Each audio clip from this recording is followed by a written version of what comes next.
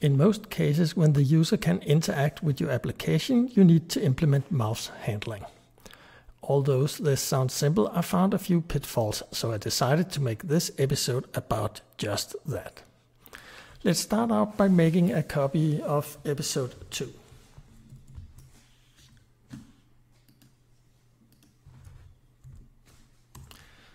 And rename it to episode 4. And I will open this episode in TextMate.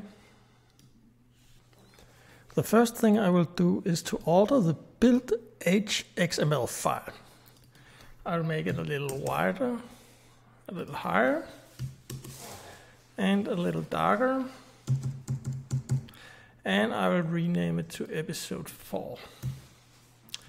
Save it and I can close it. And then I will alter the index.html file.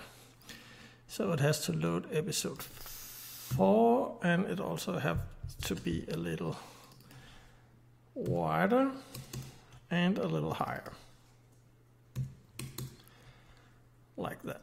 And then I will check to see if everything works as it should. I think I have to build it first. Build, and then we open this one. And here we go, everything is fine. The first thing I will do is to create a new file for mouse handling in my project. I will name it mouse handler. And I will just make a skeleton for it here, and I'll call it mouse handler. Like this, and I will remove this one. I'll close it, and then I will add my new mouse handler to my main file.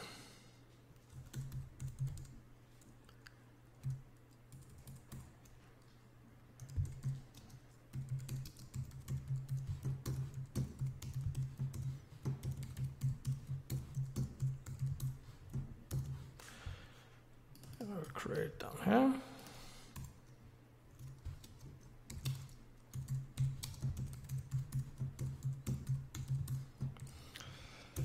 And I will try to build it to see if everything is right. It looks right. And then I will have a short look at it in my web app. And I will reload my browser, and it looks as it should. Since the mouse handler is something the user has to click on, I have to add it to the stage. And I'm doing it just by replacing this line of code. And now while I'm adding it, I have to import a few libraries here, and I have to extend the sprite library so I can add it to the stage, and I have to call the super here for it to work. So now I want to create a function that I want Flash to call when the user presses the mouse. Like this. So how do I make Flash call this function? Luckily, Flash has a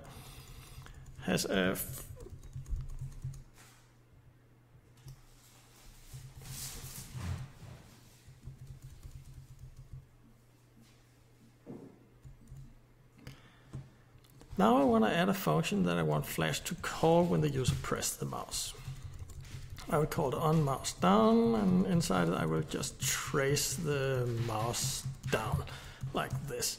So luckily Flash has an event dispatcher that dispatch an mouse down event when the mouse is pressed, and it takes 2 parameters. The first parameter is a constant defined inside mouse event named onMouseDown, and the next one is a function pointer to the function I just created. And if we want to see the constant, we can just do it like this really quick. And if we build now, and if we go to the web browser, we can try to reload it, and we will see the name of that. Here we go. The name of it was onMouseDown, and if you want to know more about it, you can go to Adobe's documentation, and you can actually have a look at all the events here. So it was the mouse down, and that was the name, the real name of it. That was the constant, and that was the name of it. So let's give it a try. If I click on the stage, nothing happens. And that is because the mouse handler has to draw itself on the stage.